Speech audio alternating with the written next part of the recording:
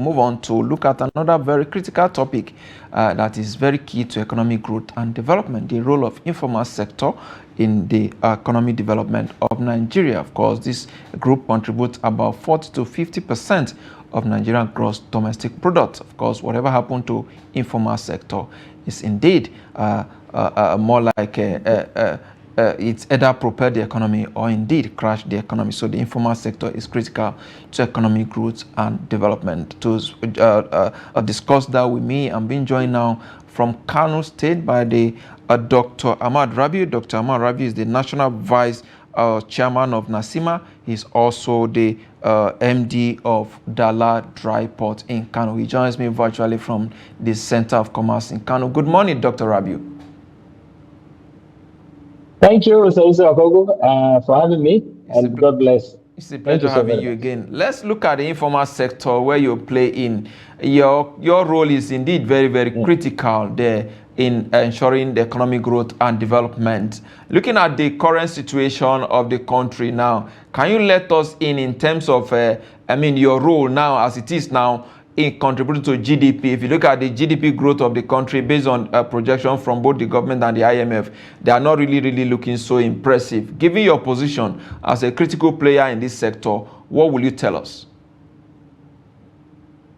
Thank you so very much. We pride ourselves as organized. That is the formal branch of the business, but we all agree that our survival and growth leans slightly on the informal sector, the not so organized sector, because it accounts for 70% or even more of our transfer openings. That is the way things come to us and how they go out. We all agree that the unorganized, if you like, the informal sector is largely on the macro and small business side, while the formal one is from the small to the medium and to the large scale outfits, business organizations, that is. We have a setting, and it is all over the world, particularly in the developing world. You find the informal sector really accounting for more than 50% of economic activities, as you have stated, and therefore we recognize in our doings that we must continue to hold the hands of those who are in the informal sector, starting from how we provide what the father of modern economics, Adam Smith, has brought to the table, which is the CSR, the corporate.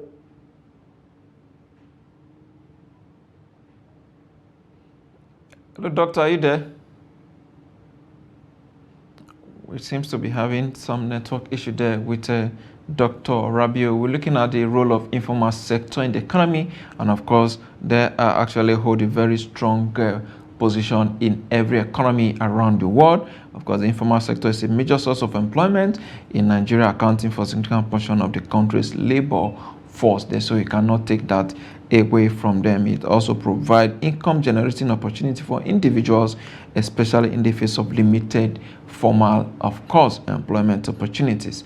So indeed, the informal sector is also very, very critical. I hope we get Dr. Rabiu back to continue along his thoughts there from Kano. Also, there are quite a whole lot as well. The street vendors, small-scale farmers, artisans are example of the wide range of activities within the informal sector. Like Doctor said, they call themselves organized informal sector, but are they truly organized? That is a question that I'm back. Truly organized. I think we should get some results. In the economy, we've seen different sector playing in different ways. Those in the mining sector, doing their own thing, and so many other sector there not so so organized together there in this case. But we hope that we'll get that right so that the larger economy can indeed move forward. And in terms of contribution to GDP, in the informal sector making substantial contributions to Nigerian GDP, estimated to be around 40 to 65%.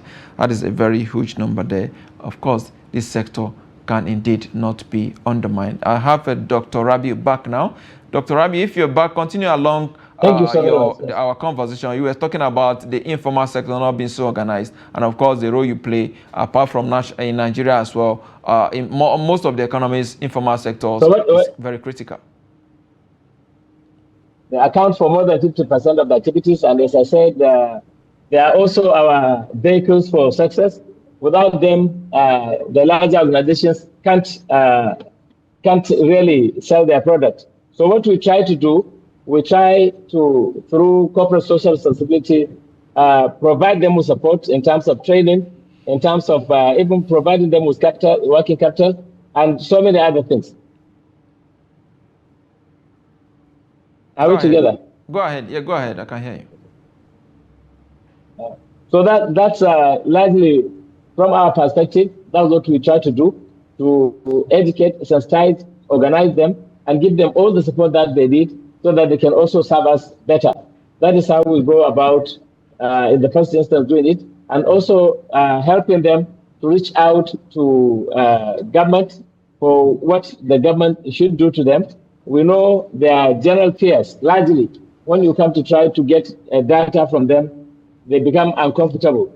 But until those data, until the data from them, giving out all the details about them and what they need is obtained, there is no way that a proper plan can be done to provide any support to them. So it is very important that what we are doing in our perspective of supporting them to get organized, supporting them to have access to funds, even providing them with the funds, and all the time educating them is what we keep doing from the OPS. Indeed. You made, at the beginning of your response, you made mention about you pride yourself as organized private sector. But in the real sense of it, are you really organized? Because we see the president of almost all players have their president. You see the president of Farmers Association, president of Miners, president of Artisan, and so many of them. How can this be harmonized for national benefit? It's already harmonized. We have three key outfits of the private sector. The first is NACCIMMA itself, Nigerian Association of Chambers of Commerce, Industry, Mines, and Agriculture. And then we have the Manufacturing Association of Nigeria. And then we have the NACCIMMA, Nigerian Employers Consultative Association. Now, the three have agreed to, among them, be rotating the leadership of the OPS annually, so that we have everybody under the same umbrella. Why we have so many organizations, so many sub-organizations, is because it's just like the nation in the country, for instance.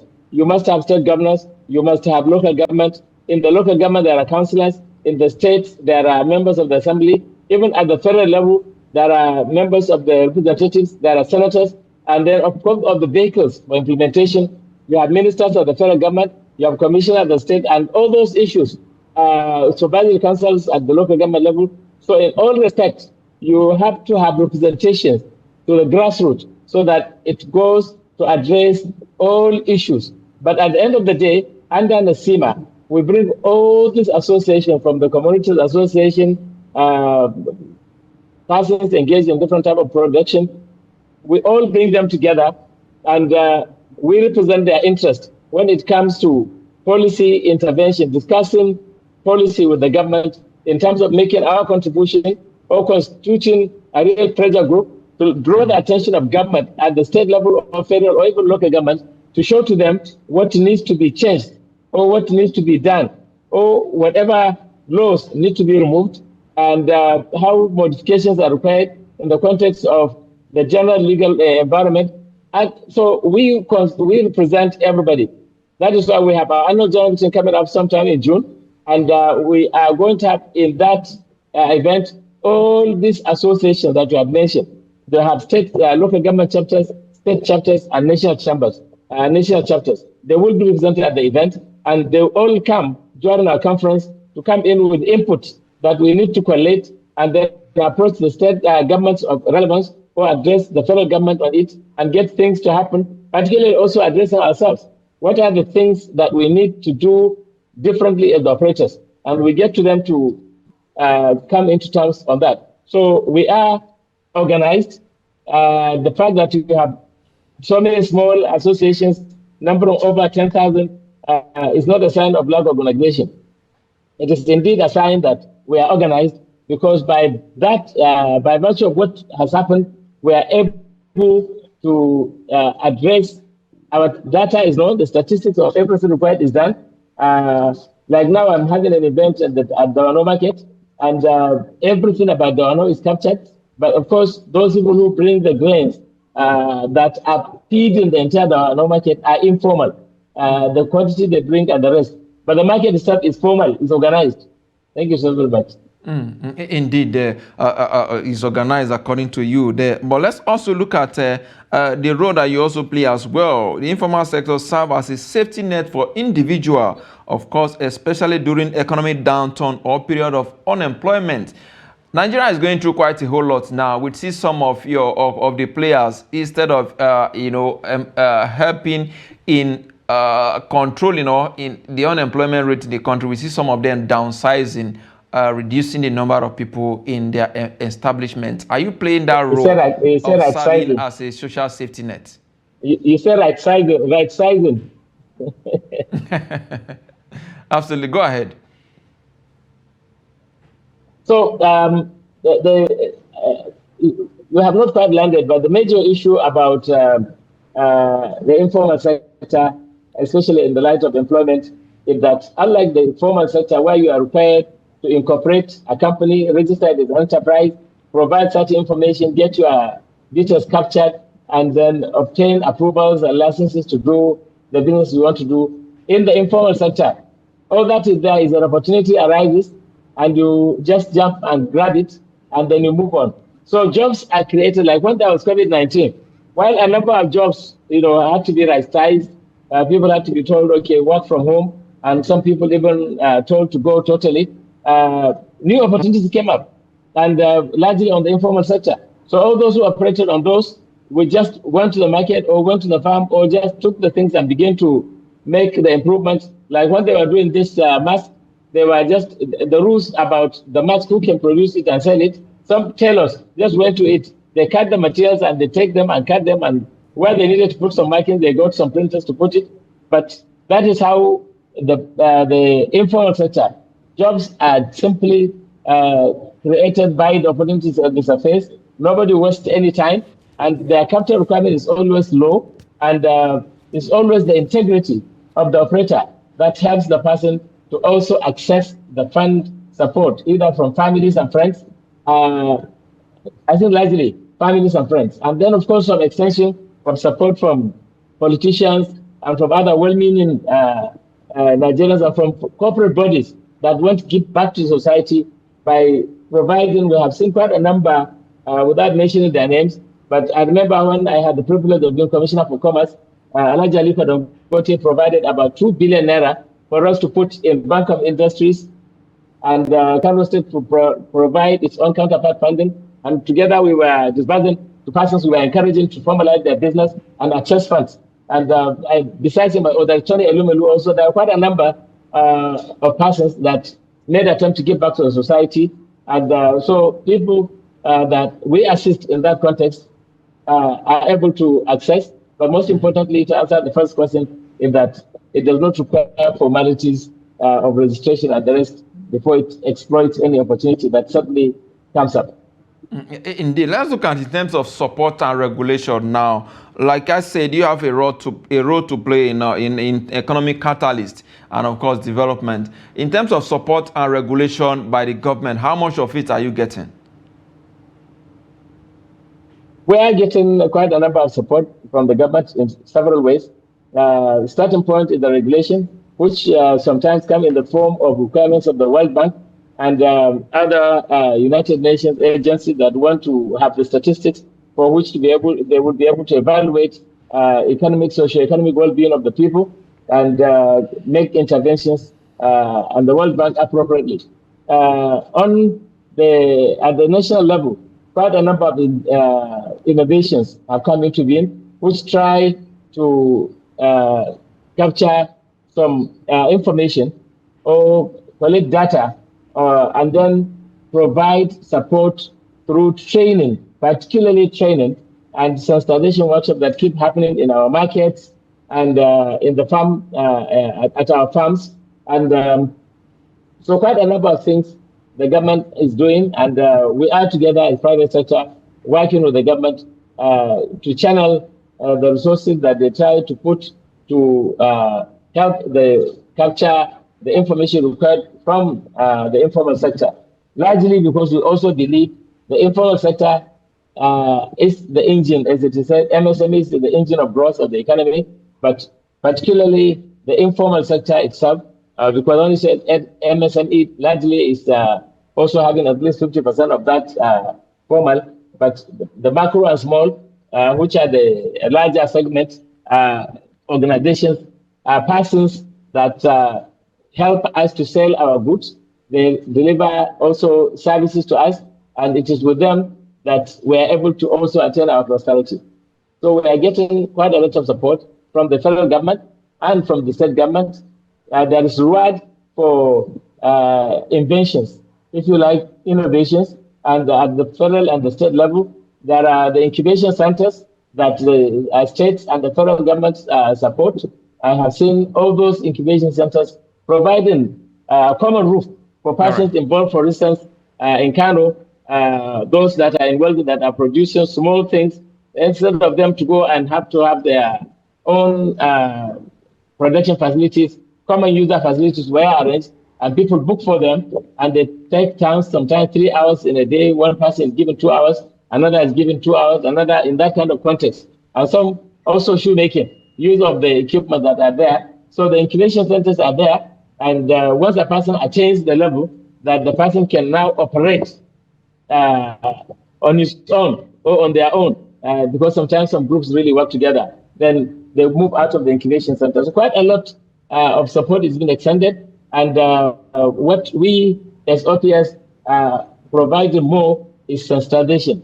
Sensitize the government to do more, and sensitize the public to benefit also from what government is providing for them. Attend events, listen carefully, ask relevant questions, and make their position to be known. And that is why the country as we are, Nigeria is one nation, but with different economies. So quite a number of interventions that are required, for instance, in the southeast may not be the kind of interventions required in the north central, and therefore continually, I saw you speaking about Benue, allow me to just digress.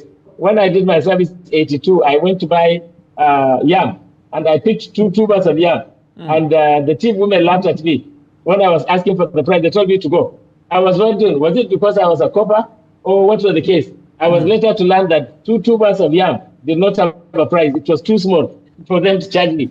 And so that tubers of yam, I had to subsequently take more in order to have a price that I can pay and distribute to my fellow coppers, because I didn't want to go there and be given to be dashed. They will think I deliberately go there to take it free. So quite a number of changes that are taking place are concerned to all of us, how the prices have gone down, how inflation has eaten deep into our resources, how a person who used to hitherto, we have people selling kola nuts. You see them carrying a small container with the kola nuts. They are able to make what will be enough for them to feed their family and also pay their rent and also do many other things, both of hospital, child birth, everything, clothing. But things have changed significantly. Even when they make the little money is not enough for them to even feed. So we are doing a lot. So starting the informal approaches in the informal sector to let them understand that if an individual using 10,000 as capital continues to use the 10,000, the profit, the benefit that will be accruing to that individual will not be enough for the person to feed his family and to do the rest of the social issues. But if the 10,000 plus another and another, and all the folks come together and work together, the 10,000 could yield up to 2,000 or more, which would be enough for the individual to feed his family and to do the rest of other things. We are doing all that, bringing to them how economics of scale advantage adds great value and make their life better. So we are doing quite a lot on that context at our Kano state level, and also at the level of NACCIMMA. Individuals are encouraged to do all those things that unite and support the people. Thank you, Dr. Ahmad Rabiu, National Vice President of NACCIMMA, of course, MD CEO of Dala Inland Dry Port in Kano. I must thank you for your time. We're totally out of time. Thank you so much for your contribution. We appreciate it. Thank you for having me, and I wish you the best of luck. Thank you so very much. Thank you. Thank you so much. Trust That's TV. the wrap on the Thank show you. today. We'll be back again Thank you. tomorrow. I am Yusuf Akogu. Make it sound